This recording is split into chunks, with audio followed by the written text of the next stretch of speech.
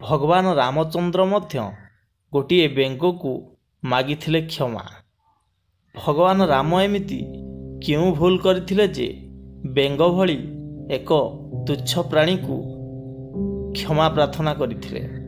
हाँ दर्शक बंधु, से मानव हेउ किंबा दानव किंबा केउ देवता हेउ किंबा असुर कि से भगवान होइथांतु पछके, समस्ते भूल थाए एवं सबु मनीष केवे ठीक न थांती। मनीष केतेबेले ना केतेबेले जेते सतर्क रहिले भी सुधा से भगवान हुअंतु ना कहीं भूलटा हेबा कथा ही हब।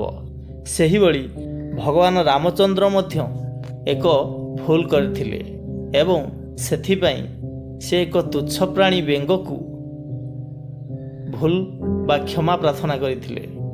दर्शक बंधु, भिडियोटी को आगक नेवा पूर्व भिडियो को गोटे लाइक करी चैनल को सब्सक्राइब करदेवे एवं आपणकर बंधु बांधव एवं फ्रेंड को निकट को भिडियोटी को शेयर करदेवे। चलतु स्टार्ट करिवा। दर्शक बंधु, भगवान रामचंद्र मंथना बुढ़ीर कुचक्रांतर भगवान रामचंद्र पितृसत्य पालन करने निमंते 14 वर्ष वनवास जाइथिले। आपण माने एक कथा समस्ते जानछंती। भगवान अनेक चित्रकूट ठू आरंभ करी अनेक पर्वत एवं जंगल रे बास करुथिले। से बुली बुली जाई दंडका अरण्य निमंते एक नाम रे गोटे जंगल थिला। विराट बड़ अरण्य थिला। से अरण्य मध्य रे भगवान रामचंद्र बास करुथिले। से जेउठारे बास करुथिले सेठी बहुत आनंदर सहित लक्ष्मण एवं माता सीता भगवान रामचंद्र ताको अनुज एवं पत्नी को नहीं आनंद रे दिन अतिबाहित करुथिले। दिनकर कथा, भगवान एवं माता सीता जंगल रे बुलुथिबा समय रे माता सीता को शोष कला। से पानी पीवा पाई भगवान रामचंद्र को कहले, किंतु से पाखरे कौनसी पानी रो सुविधा देखा जाउ नथिला।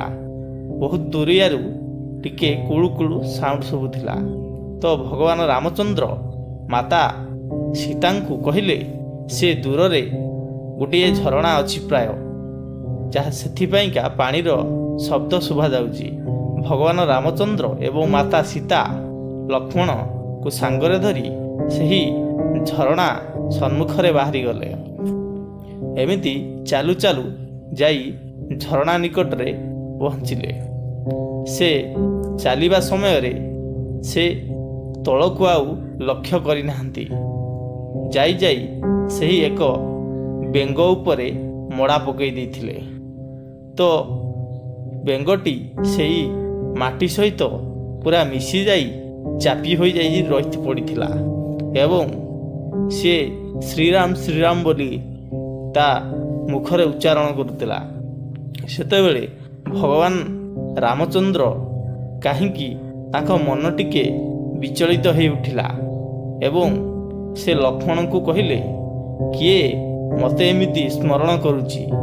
लक्ष्मण मध्य चतुर्पार्श्वरे चतुर्दिगरे सबुआडे बुली चाहिले, किंतु काहाकू देखिबाकू पाइले नहीं। से रामचंद्र को कहले, प्रभु काई केही तो देखा जाऊ नाहंती एवं माता सीता मध्य सबुआडे नजर पकेले, हेले कोठी भगवान राम राम को जप सुबिला नहीं बा केहुटी देखागला नहीं जे कौनसी व्यक्ति भगवान कर नाम को जप करुछि। तो भगवान रामचंद्र केमिति गोटे तलकू चाहिदेले। तलकू चाहिदेला बेले गोटे बेंग उपरे भगवानंकर डाहाण पादटी पड़ी जाइथिला। बेंगटी माटी रे पूरा मिसी जाइथिला। भगवान रामचंद्र संगे संगे बेंगटी को तांको निज हस्तरे उठे आनी सुआरी पकेले एवं बेंग को कहले, किरे तो ऊपर एते बड़ विपद पड़िछि, तू कांदिकी जीवन त्याग करने उपरे बसीछु, हेले मु तो उपरे मोड़ा पकईछि बोली मते कहूनु काहींकी। सेतेबेले बेंगटी अति କ୍ରନ୍ଦନ ସୁରରେ କହିଲା, ପ୍ରଭୁ ଯଦି ଆମ ଉପରେ କିଛି ବିପଦ ପଡ଼ିଥାଏ ତାହେଲେ ମୁଁ ପ୍ରଭୁ ରାମଚନ୍ଦ୍ରକୁ ସ୍ମରଣ କରିଥାଏ ବା ଆପଣଙ୍କୁ ମୁଁ ସ୍ମରଣ କରିଥାଏ ଏବଂ ଡାକିଥାଏ ଏବଂ କହିଥାଏ ଯେ ହେ ପ୍ରଭୁ ରାମଚନ୍ଦ୍ର, ମୋତେ ଏ ବିପଦରୁ ରକ୍ଷା କର। ଯେତେବେଳେ ମୋତେ ସାପ ଖାଇବା ପାଇଁ ତଡ଼ିଥାଏ ସେତେବେଳେ ମୁଁ ଆପଣଙ୍କୁ ନିବେଦନ କରିଥାଏ, ହେ ପ୍ରଭୁ ରାମଚନ୍ଦ୍ର, ମୋତେ ଏହି ସର୍ପଠାରୁ ଉଦ୍ଧାର କର, ମୋତେ ରକ୍ଷା କର। ଯେତେବେଳେ ପ୍ରଭୁ ଯାହାଙ୍କୁ ମୁଁ ମୋ ବିପଦ ସମୟରେ ଡାକୁଛି ସେହି ପ୍ରଭୁ ଭଗବାନ ରାମଚନ୍ଦ୍ରଙ୍କ ପାଦ ତଳେ ମୁଁ ଚାପି ହୋଇଯାଇଛି, ତେବେ ମୁଁ କାହାକୁ ଡାକିବି? ତ ସେତେବେଳେ ଭଗବାନ ରାମଚନ୍ଦ୍ର ଅତି ଲଜ୍ଜା ଅନୁଭବ କଲେ।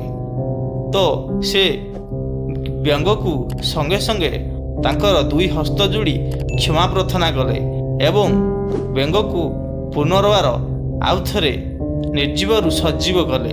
ଭଗବାନ ରାମଚନ୍ଦ୍ର କହିଲେ, ଯେତେ ଯାହା ହେଉନା କାହିଁକି, କେବେ ବି ସେ ମାନବ ହଉ କିମ୍ବା ଦାନବ କିମ୍ବା ଦେବତା, ସେ ଯିଏ ହେଉନା କାହିଁକି, ଭୁଲ କଲେ ସେ ଦଣ୍ଡ ଅବଶ୍ୟ ପାଇବ। ତ ମୁଁ କେଉଁ ଭୁଲ କରିଛି, ଯେଉଁ ଭୁଲ କରିଛି ତୁମେ ଯାହା ଦଣ୍ଡ ଦେବ ମୁଁ ସେ ଦଣ୍ଡ ସ୍ୱଇଚ୍ଛାରେ ଗ୍ରହଣ କରିବି। ତ ବ୍ୟଙ୍ଗଟି କହିଲା, ପ୍ରଭୁ ମୋତେ ଆପଣଙ୍କ ହସ୍ତରେ ମାରିଦିଅନ୍ତୁ। ଭଗବାନ ରାମଚନ୍ଦ୍ର ପୁଣି ଆଶ୍ଚର୍ଯ୍ୟ ହୋଇ ପଚାରିଲେ, କିରେ ତୁ ମରିବା ପାଇଁ କାହିଁ ଚାହୁଁଛୁ? ମୁଁ ତୋତେ ପୁନର୍ବାର ଜୀବଦାନ ମଧ୍ୟ ଦେଇପାରିବି। ସେତେବେଳେ ବ୍ୟଙ୍ଗଟି ହାତ ଯୋଡ଼ି କହିଲା, ହେ ପ୍ରଭୁ ରାମଚନ୍ଦ୍ର, ଆପଣ ତ ଯାହାକୁ ପାରିବେ ତାକୁ ଜୀବଦାନ ଦେଇପାରିବେ, ହେଲେ ଆପଣଙ୍କ କୋଳରେ କାହାର ମରିବାର ସୌଭାଗ୍ୟ ଅଛି? ତେଣୁ ମୁଁ ଆପଣଙ୍କୁ ଅନୁରୋଧ କରୁଛି ଯେ ପ୍ରଭୁ ମୋତେ ଏ ଜନ୍ମରୁ ଉଦ୍ଧାର କରି ଆପଣଙ୍କ ହସ୍ତରେ ମୃତ୍ୟୁଦାନ ପ୍ରଦାନ କରନ୍ତୁ। ତ ସେହି ସମୟରେ ଭଗବାନ ରାମଚନ୍ଦ୍ର ଅତି ଲଜ୍ଜାର ସହିତ ମନରେ ଅତି ଦୁଃଖ ପ୍ରକାଶ କରି ବ୍ୟଙ୍ଗ ସେହିଠାରେ ତାର ଶେଷ ନିଶ୍ୱାସ ତ୍ୟାଗ କଲା ଏବଂ ଭଗବାନ ରାମଚନ୍ଦ୍ର ମନରେ ଭାବିଲେ ଯେ ସେ ଯିଏ ହେଉନା କାହିଁକି, ଦେବତା ମାନବ ଯେତେ ସଦ୍ଜ୍ଞାନୀ ବା ଦିବ୍ୟ ପୁରୁଷ ହେଲେ ବି ସୁଦ୍ଧା ତା ହସ୍ତରେ କିଛି ନା କିଛି ଭୁଲ ଥାଏ। ତ ଭଗବାନ ରାମଚନ୍ଦ୍ର ସେହିଠାରେ ଏକ ବ୍ୟଙ୍ଗ ନିକଟରେ ତାଙ୍କ ହାତ ଯୋଡ଼ି ଅନୁରୋଧ କରିଥିଲେ ଏବଂ କ୍ଷମା ପ୍ରାର୍ଥନା କରିଥିଲେ। ତ ଦର୍ଶକ ବନ୍ଧୁ, ତେଣୁ ମୁଁ ଆପଣମାନଙ୍କୁ ଗୋଟିଏ ଅନୁରୋଧ କରୁଛି, ଯେତେବେଳେ ବି ନା କାହିଁକି ଆପଣ ଯେକୌଣସି କର୍ମ କରନ୍ତୁ, ଭୁଲ ତ ନିଶ୍ଚିତ ଅଛି, କିନ୍ତୁ ଭୁଲଟାକୁ ସୁଧାରି ଦେଲେ ଆପଣ କେବେ ବି ସେ ଭୁଲର ପଶ୍ଚାତାପ କରିବାକୁ ପଡ଼ିବ ନାହିଁ। ଭୁଲ ମାନବ ମାତ୍ରେ ହିଁ ଭୁଲ ଥାଏ, ପ୍ରତ୍ୟେକ କାର୍ଯ୍ୟରେ ଭୁଲ ମଣିଷ କରିଥାଏ। ତ ସେଥିପାଇଁ ଭଗବାନ ରାମଚନ୍ଦ୍ରଙ୍କ ଭଳି ଜଣେ ଦିବ୍ୟ ପୁରୁଷ, ମର୍ଯ୍ୟାଦା ପୁରୁଷୋତ୍ତମ, ସିଏ ମଧ୍ୟ ଏକ ବ୍ୟଙ୍ଗ ନିକଟରେ ତାଙ୍କ ହାତ ଯୋଡ଼ିବା ପାଇଁ ଅତୃପ୍ତି କଲେ ନାହିଁ। ତ ସେହି ଭଗବାନ ରାମଚନ୍ଦ୍ର ଯଦି ଗୋଟିଏ ବ୍ୟଙ୍ଗକୁ ହାତ ଯୋଡ଼ି ପାରୁଛନ୍ତି, ତ ଆମେ କାହିଁକି ଯଦି କାହା ପାଖରେ ଭୁଲ କରିଛେ, ଦୋଷ କରିଛେ, ତା ପାଖରେ ହାତ ଯୋଡ଼ିଲେ କ'ଣ ଆମର ସମ୍ମାନ ଚାଲିଯାଉଛି? ସେ କଥା ନୁହେଁ। ଦର୍ଶକ ବନ୍ଧୁ, ମୁଁ ଏହି ଭିଡ଼ିଓ ମାଧ୍ୟମରେ ଗୋଟିଏ କଥା କହିବି ଯେ ଭଗବାନ ଯେଉଁ ବ୍ୟଙ୍ଗକୁ କିଛି ତୁଚ୍ଛ ପ୍ରାଣୀ ମନେ ନ କରି, ମନରେ କିଛି ନ ଭାବିକି ପ୍ରଣାମ କରିଥିଲେ, ଆମେ ମଧ୍ୟ ଭୁଲ କଲେ ସେମିତି କ୍ଷମା ପ୍ରାର୍ଥନା କରିବା ଉଚିତ। ଜୟ ଶ୍ରୀରାମ।